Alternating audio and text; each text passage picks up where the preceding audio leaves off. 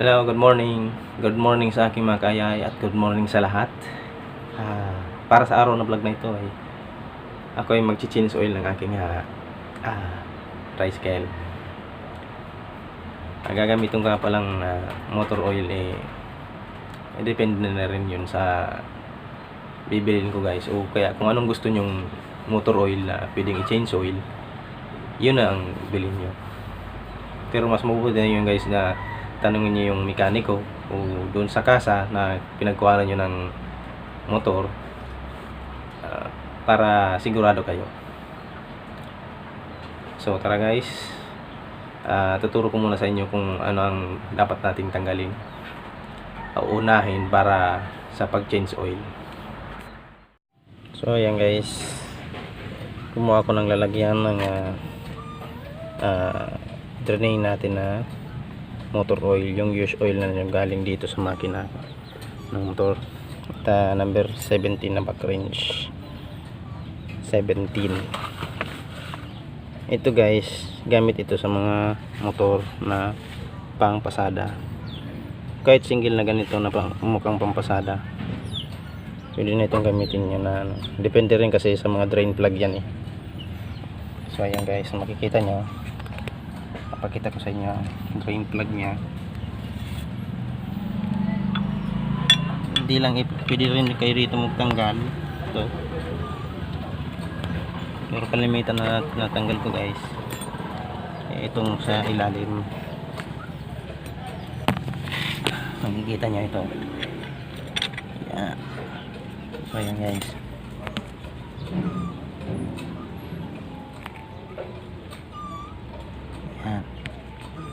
ito guys, yan ang drain plug ng ating pampasadang tricycle. Yan kasi yan, diba, number 17. So ayan guys, nag-vlog na yata. So ayan, pwede rin kayo magtanggal dito kung gusto nyo. Ako kasi sanay ko dito sa isa So ayan guys, tanggalin na. So ayan guys, nakikita nyo, yan ang gamit kong motor oil. Shout out pala dito sa brand. So yan, yan siya guys. Yun ang ginagamit ko, multi-grade, kasi pampasada ang tricycle ko na ginagamitan itong motor oil. So ayan, focus natin. Yan yung 1 liter yan guys, kasi pampasada. Iba naman yung sa single scooter o underbone. Ito siya guys, yung drain natin kanina. Yan, itim-itim na. Karamihan kasi nag-change oil pa umaga. Pwede naman na simulang maaga, mga tanghali, ganitong oras na tanghali na, pwede nyo nang takpan yung drain plug, ibalik yung drain plug guys. Babalik nyo yung drain plug sa ilalim.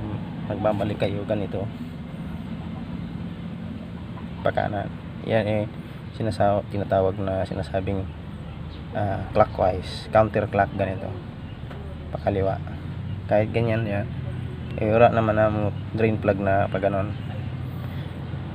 So ito ganyan, igpit kayo pa clockwise, bubuksan nyo counterclock pakaliwa, di ba, pakanan ito. So ganyan guys kung tatanggal kayo ng drain plug. Ganon din dito sa sa ito clockwise, counterclock. So ayan guys, babalikan na itong ating drain plug. So ayan guys, yan ang drain plug natin.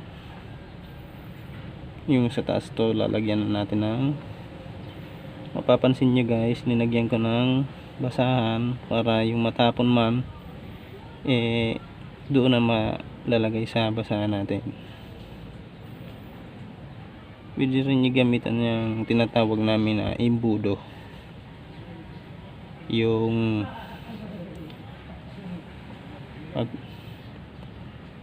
papalis o paglalagyan ng motor oil papunta rito. Yung iba guys gumagamit ng improvise. Kasi hindi na sanay na ako dito eh. So ayan guys, ubusin nyo yan dahil 1 liter ang laman ng 1 liter ang allowed sa makina ng nitong pampasada kong tricycle.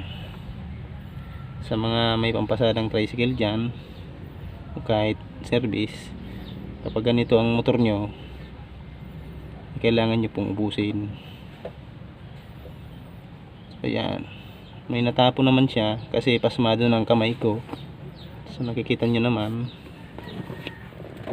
super pasma na yan. So ayan guys, yan lamang po. At babalik nyo na yung drain plug, pupunasan nyo yan. Yan ito magkabila. Dapat yung malinis, yung walang dumi. So ayan guys, tapos na tayo. So yun lamang guys, tapos na natin yung pag-drain ng ating pag change oil pala ng ating tricycle. Pwede nyo rin i-apply yan kung may tricycle din kayo, maging pampasada man o private.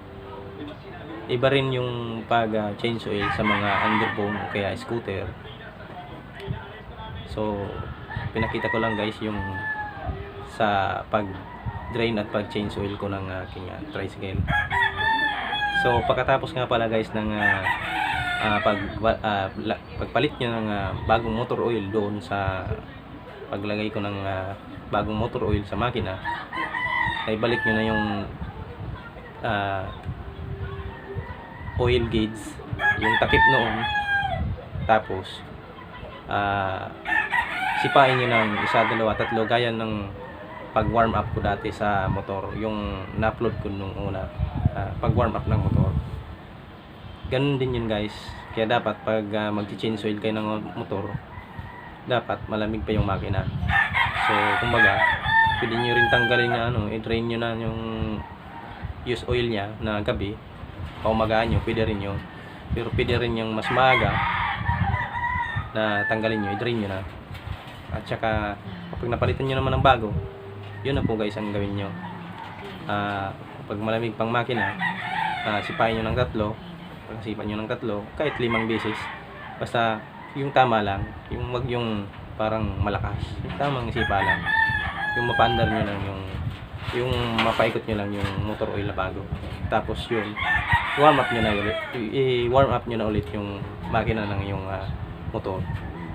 So ganun din guys, yung pag warm up, kahit bago kang change oil, mag-warm up din po kayo ulit.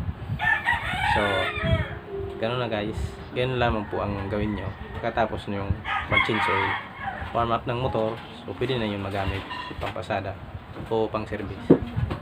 So kung bago pa lang kayo sa ating channel, mag-subscribe na ho kayo at pindutin nyo naman ang bell notification para updated kayo lagi sa ating mga bagong videos. Yan lamang po. God bless and thank you.